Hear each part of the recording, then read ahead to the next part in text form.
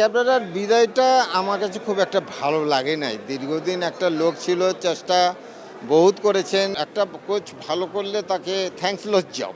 Coach জিনিসটা হলো থ্যাঙ্কসলেস job. সিলেকশনে কারা ছিল এবং যারা এনেছে তার ক্রাইটেরিয়াটা দেখে কিভাবে এনেছে এটা নির্ভর করে যারা সিলেকশনে ছিল। বাংলাদেশের ফুটবলের বর্তমান যে চিত্র, যে হাইপ, কেমন মনে হচ্ছে এই যে হামজা সমিতি আসার পরে ক্যাবরেরার বিদায়টাও আসলে কিভাবে দেখছেন?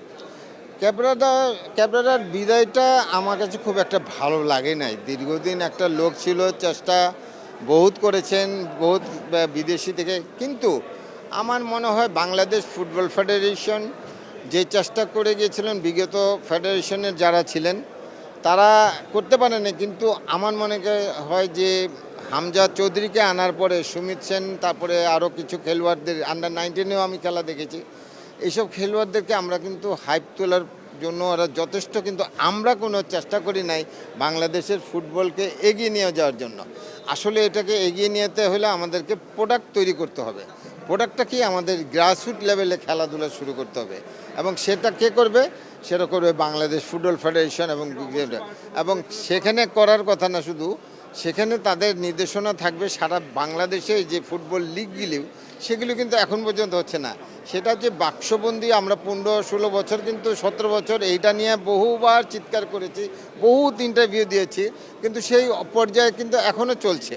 তো আমাদের হামজা আনাতে যে বাংলাদেশের ফুটবলের যে হাইপটা তৈরি হয়েছিল, সেই হাইপটাকে ধরে রাখতে মানে ধরে রাখার পরে যদি আমরা সেই ধরনের ফুটবলের কাজে নামতাম সারা দেশব্যাপী, তাহলে আমাদের ন্যাশনাল টিমে বাঙালি খেলবে, ওদেরকে এনে খেলা। তারপরে আরেকটা কথা হলো, ওদেরকে আনার পরে ওদেরকে আমাদের ঘরোয়া খেলোয়াড়রা ঠিক মতন সহযোগিতা করে না। এটাও খুব দুঃখজনক এবং দেখা গেছে যে এখানেও আমাদের অনেক গ্যাপ আছে, যার কারণে আমার মনে হয় এই জায়গাগুলিকেও বাংলাদেশ ফুটবল ফেডারেশন, আর যে নতুন কোচ এসেছে তার সম্বন্ধে যদি বলতে হয়, আমি তার সম্বন্ধে যতটুকু জানি, দেখেন বিরূপ মন্তব্য, এখন একটা কোচ ভালো করলে তাকে থ্যাঙ্কসলেস জব। কোচ জিনিসটা হলো থ্যাঙ্কসলেস জব। এখন তাই সে ভালো করে নেই, হাবেরাকে সরিয়ে আরেকজনকে তাকে চেষ্টা করছে। সে তো মাত্র আসলো, আর সে কিন্তু জার্মান বংশোদ্ভূত, সে আমেরিকার দুইটাই খেলেছে, আর সে এশিয়াতে ফিলিপাইনে ট্রেনিং করেছে। সে জানে এশিয়ান মানে ছেলেদের মানে শারীরিক অবস্থা কী এবং তারা কীভাবে খেলাধুলা করার মধ্যে, সেই দিকে তার একটা আমার মনে হয় চিন্তাভাবনা থাকতে পারে। আমরা দেখি না কি করতে পারে, আমরা চেষ্টা করি না। এরকম একজন করছে। এখন মন্তব্য, এখন সিলেকশনে কারা ছিল এবং যারা এনেছে তার ক্রাইটেরিয়াটা দেখে কিভাবে এনেছে এটা নির্ভর করে যারা সিলেকশনে ছিল। কোচিং স্টাফ মানে সিলেক্ট করার তো ডেফিনেটলি একটা প্যানেল ছিল, ফুটবল ফেডারেশন থেকে শুরু করে, মন্ত্রণালয় থেকে শুরু করে। দেখেন, আমরা এই যে কোচ আনি, কোচ বিদায় করে দিই, একটা বিদায় মুহূর্তে খারাপ ব্যবহার করে দিই, এটা কিন্তু আমাদের সম্বন্ধে একটা বাজে রিপোর্ট হয়ে যায়। অন্য কোচটা কোনো দিন আসবে না।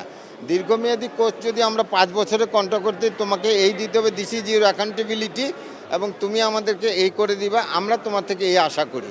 কিন্তু আমরা না করে কি ইনস্ট্যান্ট রেজাল্ট পাওয়ার জন্য, সুনাম করার জন্য, প্রধানমন্ত্রীর কাছে যাওয়ার জন্য, গিফট নেওয়ার জন্য, পদটাকে, চেয়ারটাকে আঁকড়ে ধরে রাখার জন্য বিভিন্নভাবে চেষ্টা করি। কিন্তু আসল জিনিসটা হলো কোচকে সুযোগ দিতে হবে, সুযোগ সুবিধা দিতে হবে, তার চাহিদা মেটাতে হবে, তাহলে সে তার ফ্রিডম দিতে হবে। আমরা যদি সবসময় প্রেশার দিয়ে করি কিংবা চেষ্টা করি, আমার মনে হয় এটা সঠিক হবে না।